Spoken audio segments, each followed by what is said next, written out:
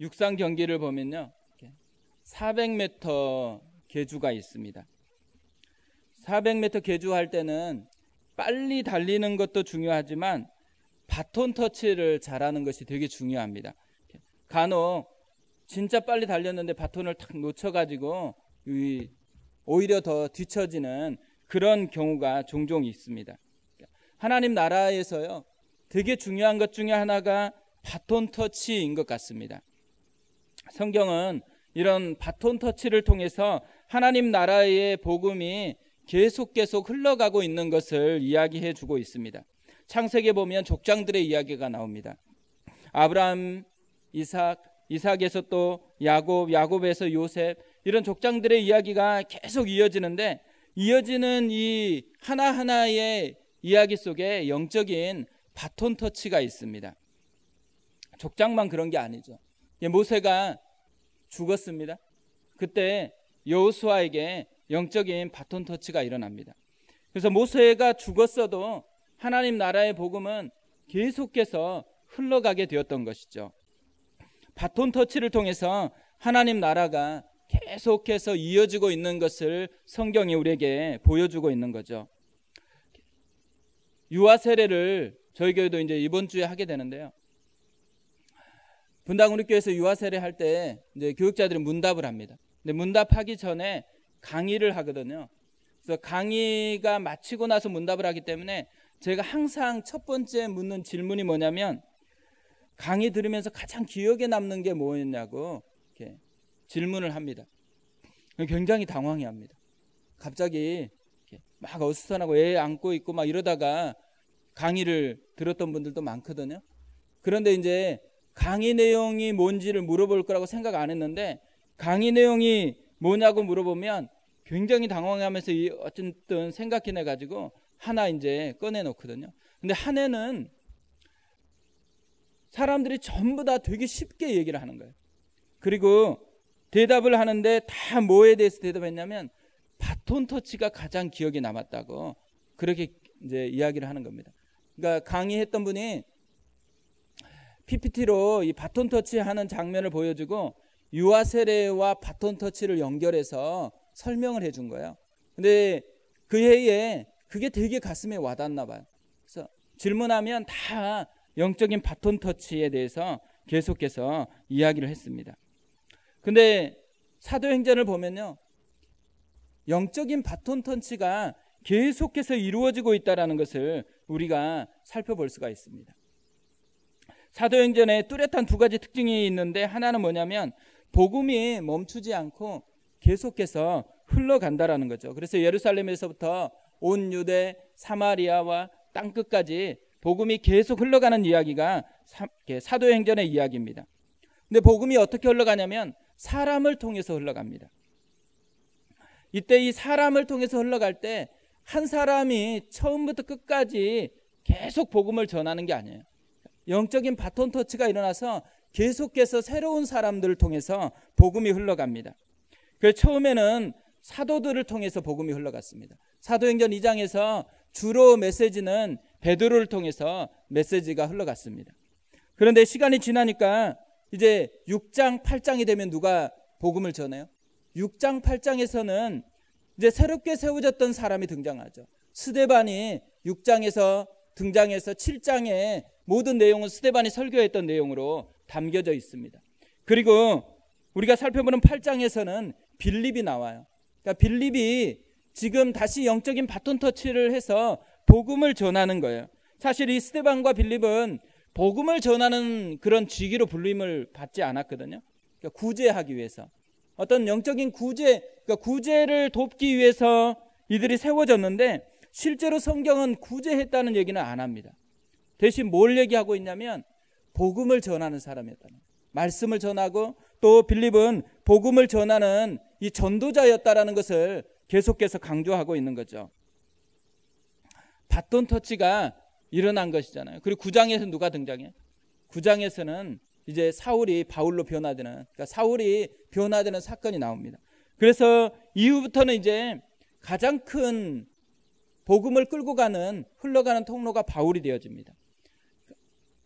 사도에게서 시작해서 이 스데반과 빌립으로 이어지고 또 바울로 이어지는 이런 영적인 바톤 터치가 계속해서 일어난 곳이 초대교회였고 일어난 곳이 사도행전의 모습이다라는 거죠. 그러니까 교회에서 되게 중요한 게 뭘까 이렇게 생각해 보면요, 영적인 바톤 터치가 잘 일어나는 곳이 교회여야 된다라는 거죠. 그러니까 교회는 새로운 사람이 꾸준히 세워져야 돼요. 그러니까 교회가 늙어버렸다, 그러니까 교회가 병들었다, 교회가 멈췄다, 이런 말은 무슨 말이겠어요? 바톤 터치가 안 일어났다라는 거죠. 성숙 때문에 문제가 아니에요. 사실 교회에서 오래 다니면 성숙되었겠죠. 실제로 훨씬 성숙된 사람이 많아졌겠죠.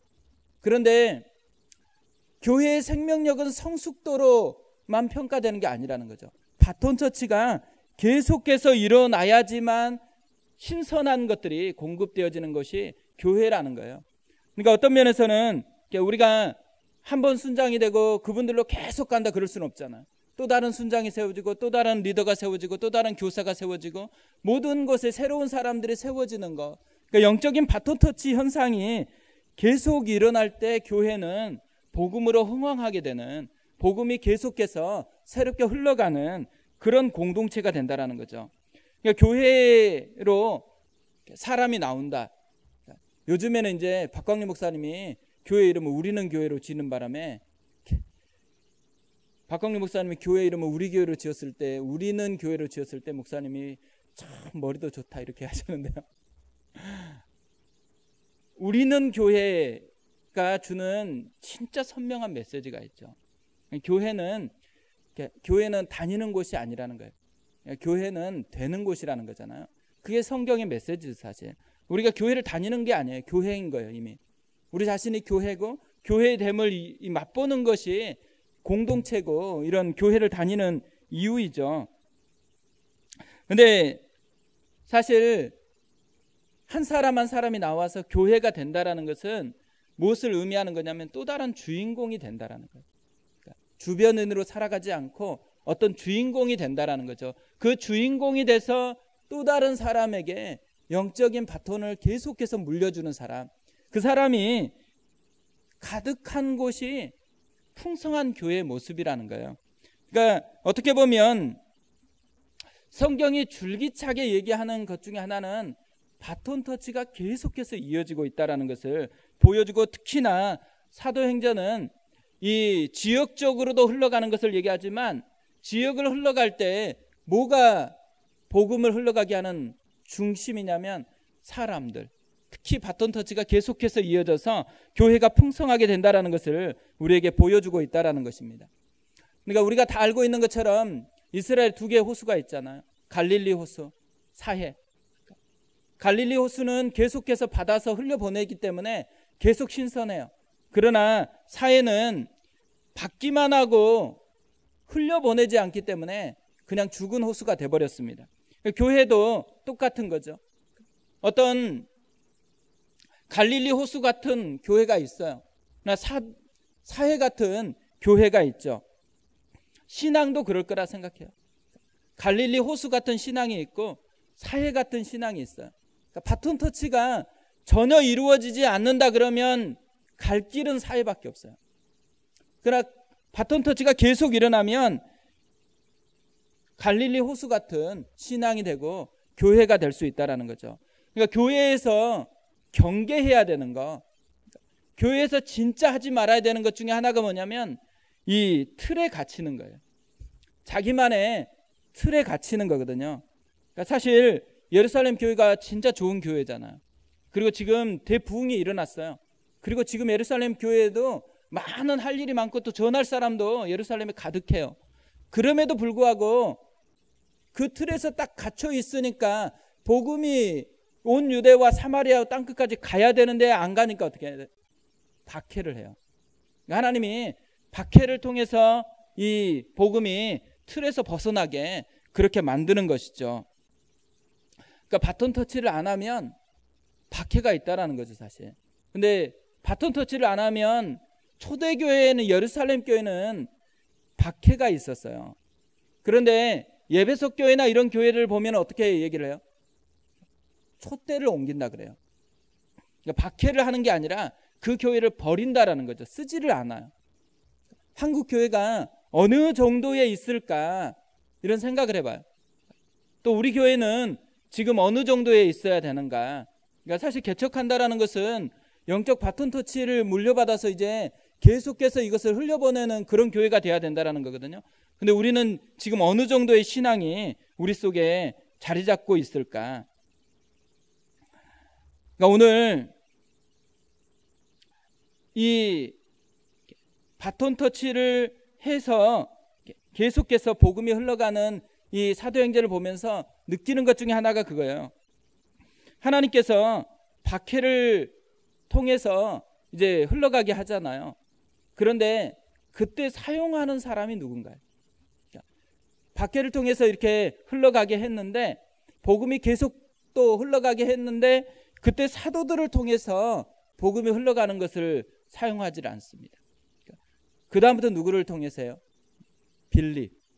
빌립을 통해서 사마리아 땅에 복음이 흘러가게 해요. 그리고 또 처음에 고넬료 가정에 베드로를 통해서 문이 열려지지만 실제 이방인 선교는 누가 해요? 바울을 통해서 합니다. 틀을 깼는데 박해라는 것을 통해서. 근데 실제로 사용은 누구를 하냐면 다른 사람을 사용을 해요. 하나님께서 신기한 거잖아요. 베드로를 통해서 충분히 할 수도 있었을 텐데 베드로를 통해서 왜 안 했을까? 베드로가 아무리 그래도요 틀에 갇혀 있다는 거예요. 그러니까 애써서 그 틀을 깨고 가야 되는데 여전히 틀에 갇히고 장악되어 있는 게 있으니까 자유로움이 없는 거예요. 근데 빌립은 훨씬 자유로운 사람이에요. 빌립이라는 이름이 히브리 이름이 아니에요. 헬라 이름이잖아요. 그래서 훨씬 더 이방 사람이나 다른 사람에게 훨씬 접근하기 쉬운 문화 속에서 자라난 사람, 그 사람이 빌립이었거든요.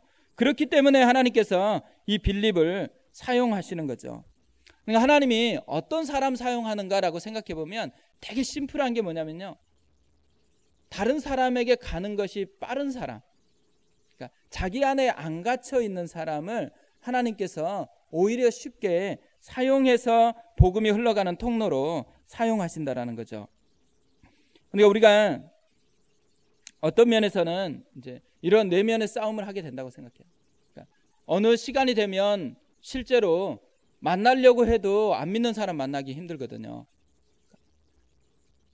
안 믿는 사람을 찾아봐도 이렇게 곱씹어봐도 의도적으로 가지 않는 한에는 만나기가 어려워요. 그러니까 신앙생활을 오래 했다 그러면 오래 한 사람은 바톤 터치를 물려줄 때 의도적으로 접근하지 않으면 바톤 터치를 물려줄 수 있는 환경이 안 됩니다. 그러나 이제 의도가 아니어도 이미 초신자거나 이런 분들은 안 믿는 분들이 되게 많아요.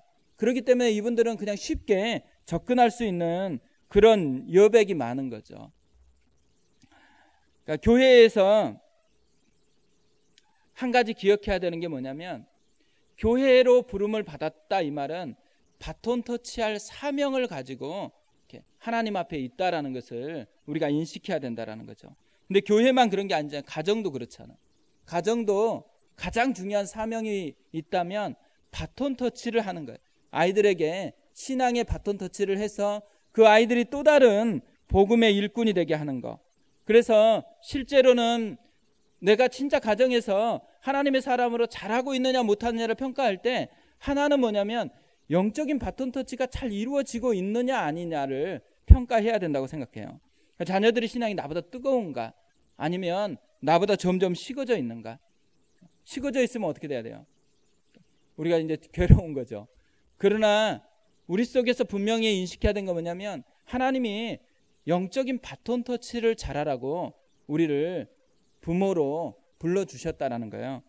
그래서 하나님 앞에 자녀들의 신앙이 온전해질 수 있도록 기도도 해야 되고 말씀도 나눠야 되고 삶으로써 그들을 이끌어 가야 되는 그런 위치에 우리가 있는 거죠. 부모가 됐다라는 것은 바톤 터치를 물려줘야 되는 사람이라는 것입니다. 오늘 그런 의미에서요, 빌립을 살펴보면서 빌립이 물려받았던 바톤은 뭐였고 빌립을 통해서 전달된 바톤이 뭐였는지를 좀 살펴봤으면 좋겠습니다. 빌립을 보면서 제가 발견한 건 두 가지 바톤이거든요. 하나는 뭐냐면 성령께 민감하게 반응하는 바톤 터치예요. 우리가 집에서 그냥 바톤 터치를 한다고 생각을 해요. 우리가 매번 집에 있으면 바톤 터치를 분명히 할 거예요. 근데 말로써 바톤 터치를 하고 모습으로 바톤 터치를 하는데 주로 이제 말로써 바톤 터치를 하잖아요. 근데 자녀들에게 가장 많이 하는 말이 뭘까요? 우리가 자녀들에게 가장 많이 하는 말이 성령 충만해야 된다 이렇게 얘기할까요? 그렇지 않죠. 제가 오늘 아침에 이 설교를 준비하다가 희수가 옆에 있어가지고 내일 시험이래요. 그래서 막 공부하고 그 책도 채점을 하고 이러고 있더라고요. 그래서 희수야 성령 충만하니? 거의 그냥 잠깐 보고 다시 열심히 공부를 해요. 근데 우리가 진짜 많이 하는 말이 성령 충만해야 된다는 말일까요? 아니면 공부해야 된다는 말일까요? 우리가 자녀들 보면서 불안할 때가 있잖아요. 불안할 때가 성령 충만하지 않아서 불안하다. 공부를 하지 않아서 불안하다. 실제로 세상 사람과 크리스찬이 다르기를 자녀들이 기대해요. 자녀들은 신앙생활을 하는 자녀다 그러면 부모들이 뭘 해주기를 원해요? 성령 충만하니를 물어주기를 원해요. 그런데 실제 부모들은 그렇게 얘기하지 않습니다. 그러니까 이제 어떤 때 이제 불만해가지고 우리 엄마가 순장 맞냐고 그렇게 이제 하소연하는 애들이 있잖아요.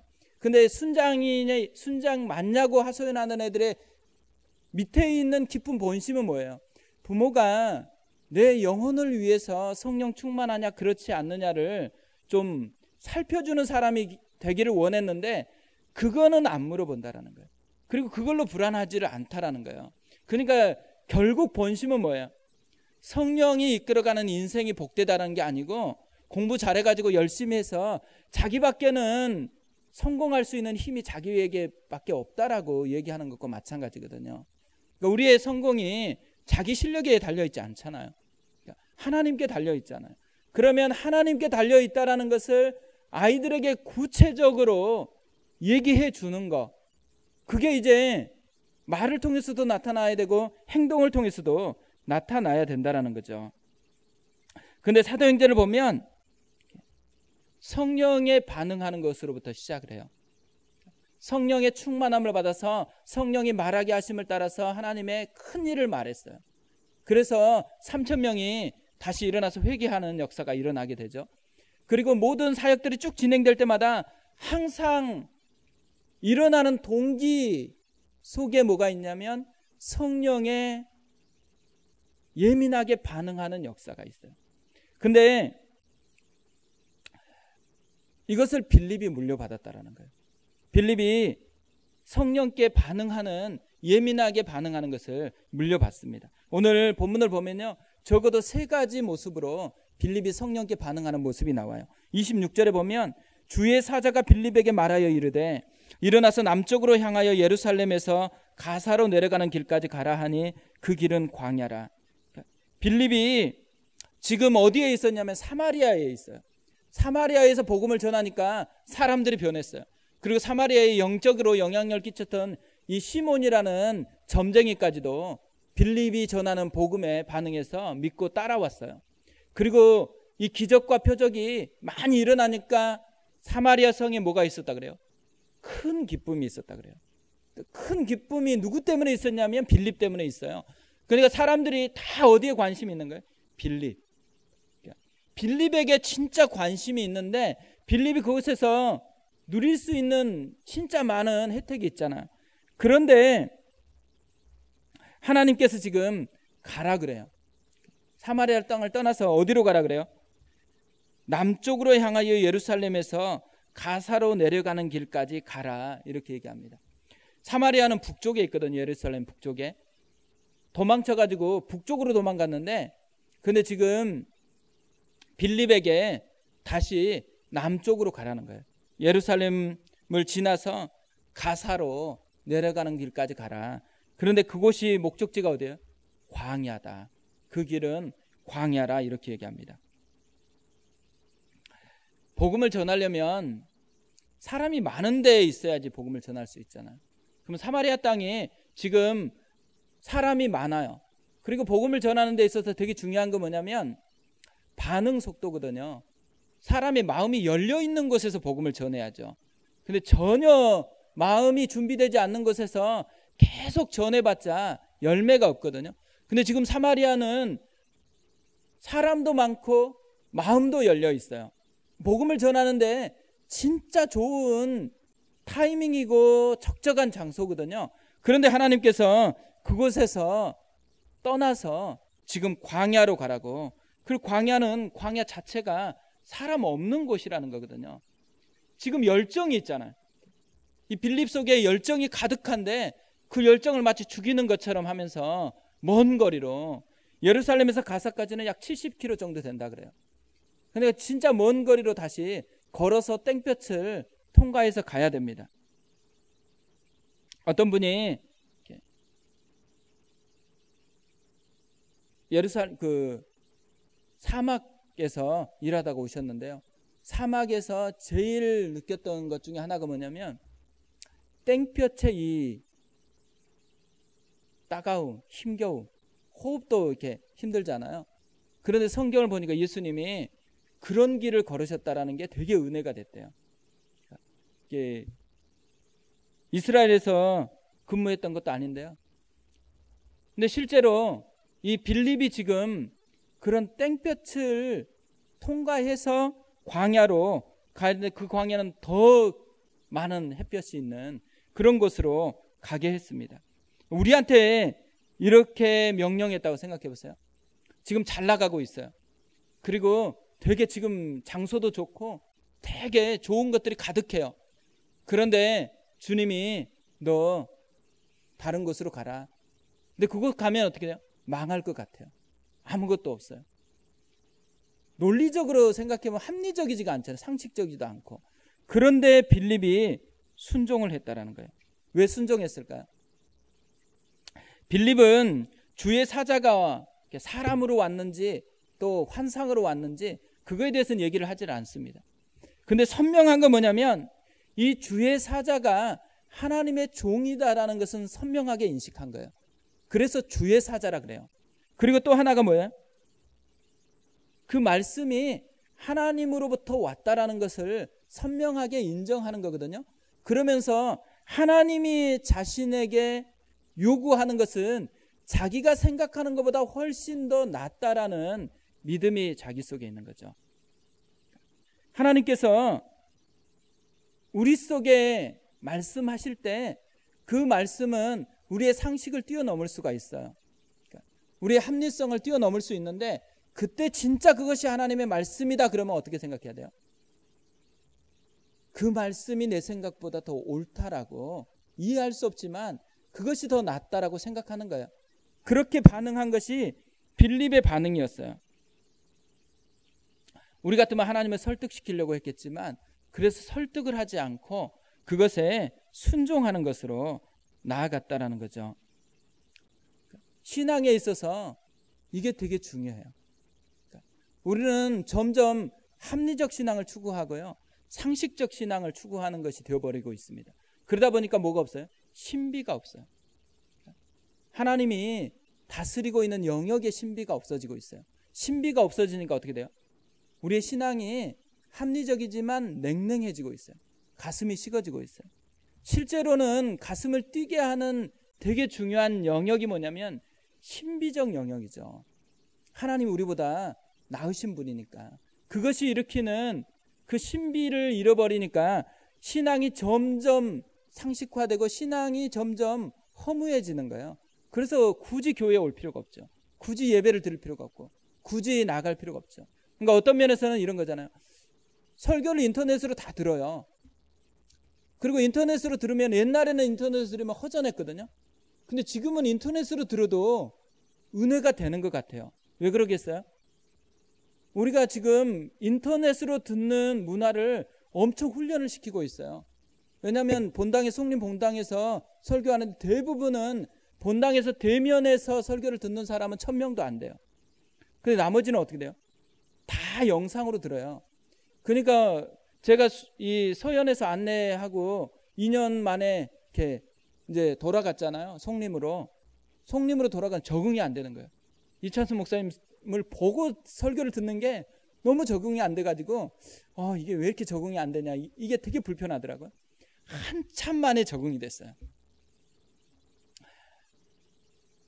이게 익숙해지니까요, 이제는 인터넷으로 들어도 우리 속에 특별한 차이를 못 느낍니다.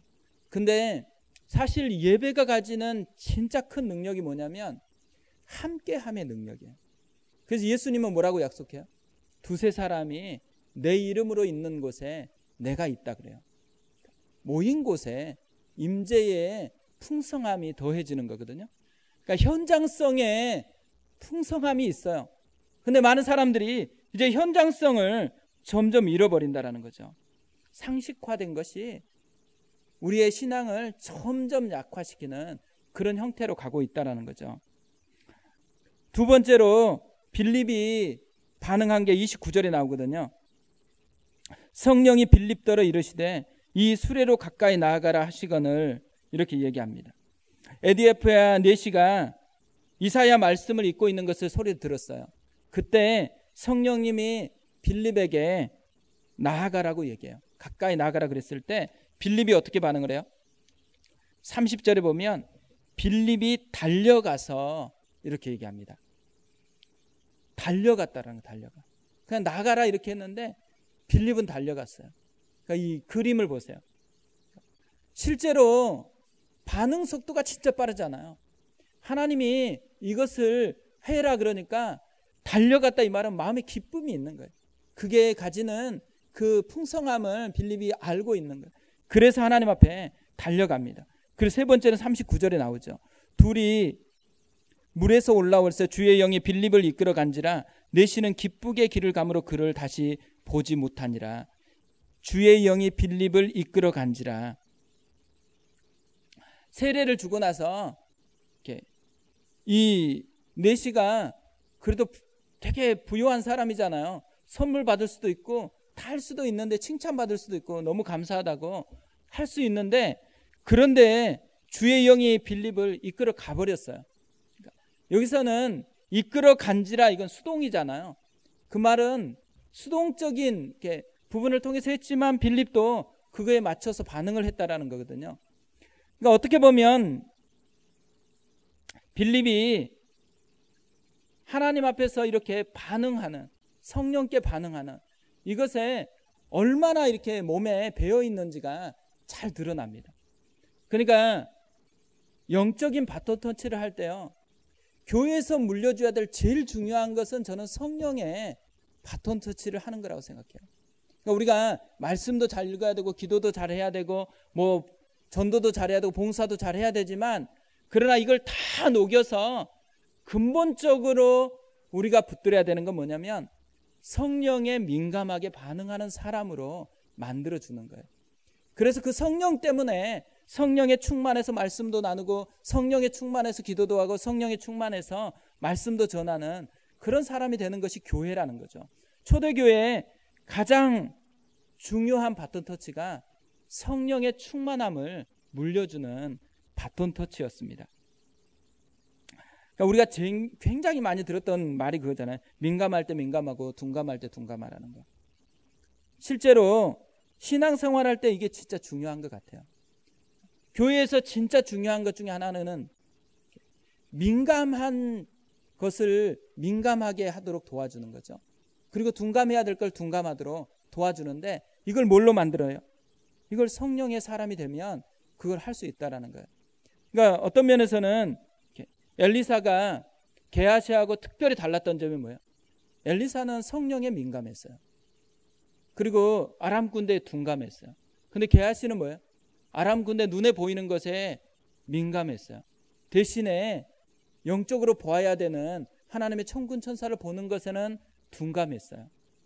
그러니까 반대가 되니까 이 게하시는 두려움에 있고 하나님을 안 믿는 게 아니잖아요, 사실. 엘리사의 지금 수제자예요. 그러면 얼마나 하나님에 대해서 많이 알겠어요.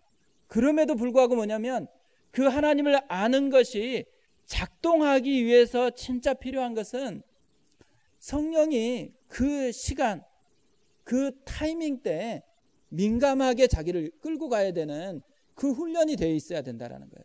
근데 그게 안 돼 있으면 우리는 후회하는 민감함이 많아요. 내가 그때 성령에 민감했어야 되는데 그 타이밍을 놓쳐버리는 경우가 되게 많은 거죠. 근데 초대교회는 타이밍을 살리는 민감함, 성령의 민감함을 물려주었다라는 거죠.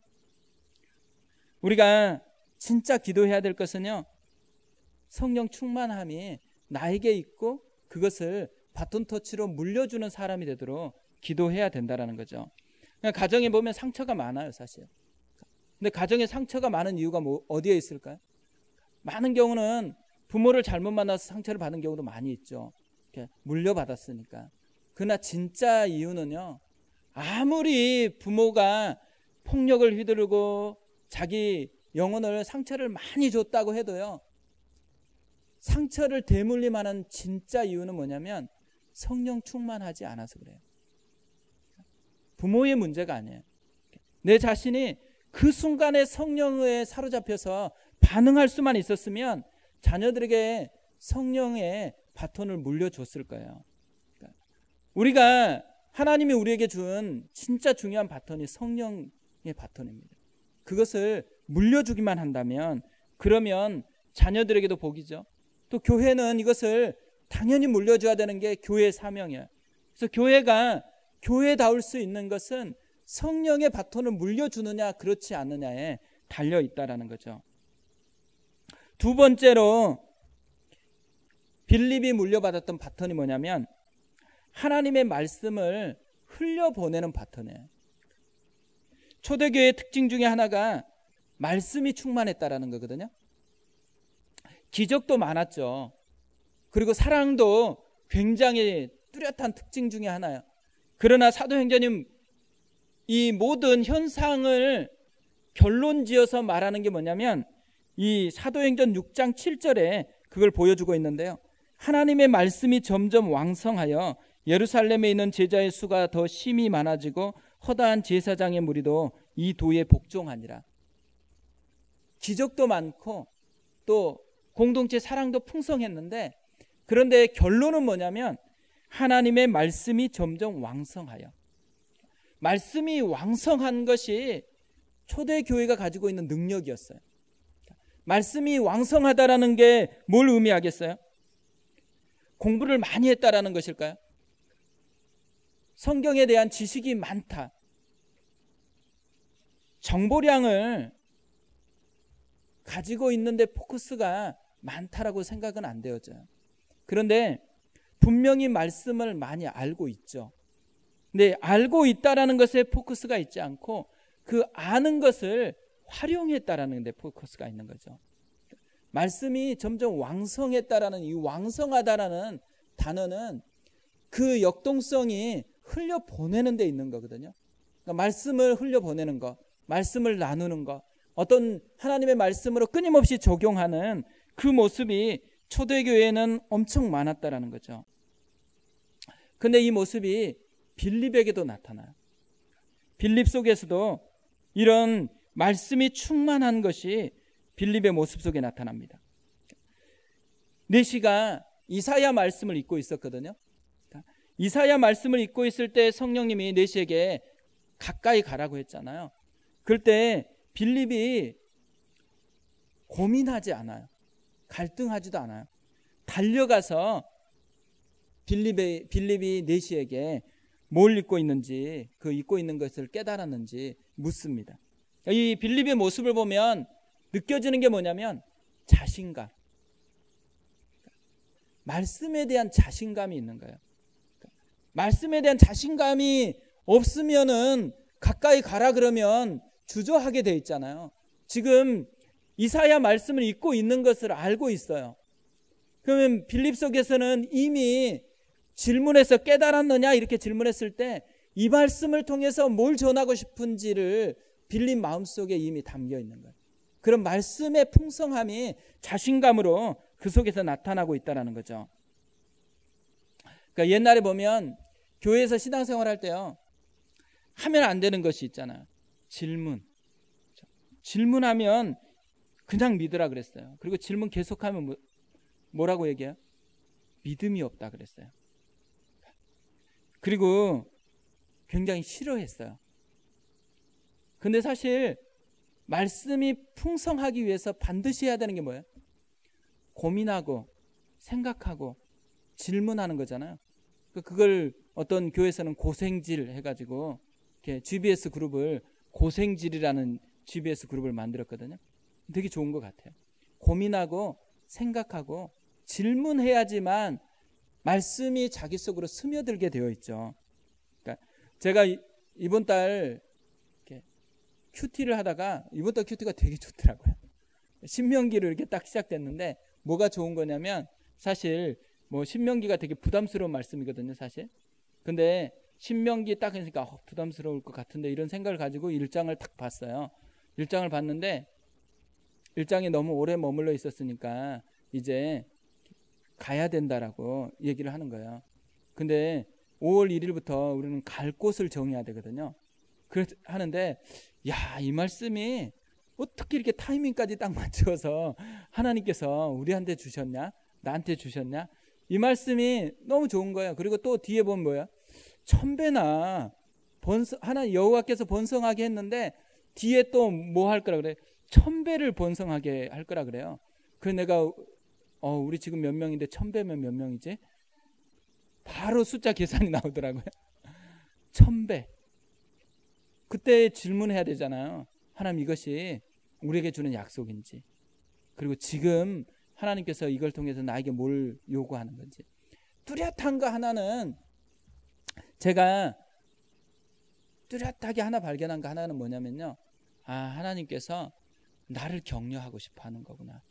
그러니까 그리고 우리 교회를 격려하고 싶어 하는 거구나. 하나님의 뜻을 따라서 한번 해보겠다라고 그렇게 하는 것에 대해서 하나님이 진짜 격려해 주시는 거구나. 그게 되게 느껴져요. 그러니까 오늘 본문도 그런 격려가 느껴지잖아요. 하나님이 인도한다라는 거. 그러니까 딱 그게 12월 달에 우리 교회를 출발할 때 붙들었던 한 가지 주제잖아요. 하나님께서 세우는, 주님이 내 교회를 내가 세우리라고 말씀했던 그걸 진짜 보는 것이 교회에 출발할 때 붙들었던 꿈 중에 하나거든요. 가장 기본적인 꿈이잖아요. 근데 성경을 보면서 또 이제 새로운 장소로 이동해야 되는 그 타이밍인데, 야, 하나님이 진짜 절묘하게 격려를 해 주시는구나. 그리고 그걸 진짜 붙들으라고 말씀하시는 거구나. 그걸 다시 느껴요. 하나님께서 우리에게 말씀을 주세요. 지금도 하나님 우리에게 격려하고 또 너가 이 말씀으로 격려를 받았으면 좋겠다고 말씀을 주시는 거죠. 신명기가 진짜 오래된 성경 말씀이잖아요. 근데 그 신명기가 오늘 우리에게 하시는 말씀이기도 해요. 나에게 주시는 말씀. 말씀이 흥왕하다, 말씀이 왕성하다. 그 전제는, 첫 번째 전제가 뭐겠어요? 그 말씀이 나에게 살아있는 말씀이라는 거예요. 성경이 나에게 지금 살아있는 말씀으로 하나님께서 성경을 통해서 나에게 말씀한다라는 것, 그것을 누려야 되는 것이죠. 그리고 35절에 보면 빌립이 입을 열어 이 글에서 시작하여 예수를 가르쳐 복음을 전하니, 이렇게 이야기합니다. 빌립이 그 말씀을 통해서, 이사야 말씀을 통해서 예수님을 전했어요. 그리고 40절에 보면 빌립은 아소도에 나타나 여러 성을 지나다니며 복음을 전하고 가이사랴에 이르니라. 가는 곳마다 복음을 전했어요. 그러니까 빌립을 통해서 발견하는 이 말씀이 왕성하다, 말씀이 흥왕하다, 그러니까 하나님의 말씀이 충만하다. 이 말은 어디에 포커스를 두고 있냐면, 내가 그 말씀을 많이 알고 있다는 데 포커스를 두고 있지 않고 흘려보내는 것이 많다라는데 포커스를 두고 있다라는 거죠. 그러니까 영적인 바톤 터치를 할 때 우리는 흘려보내는데 중심축을 가지고 터치를 해야 된다라는 거예요. 그러니까 사실 우리가 흘려보내려고 했을 때 우리를 발목 잡는 게 뭐예요? 자신감이죠. 자신감. 나는 말씀을 잘 모르는 것 같아요. 그리고 혹시라도 질문하면 어떡하지? 내가 모르는 것을 또 얘기를 물어보면 어떡하지?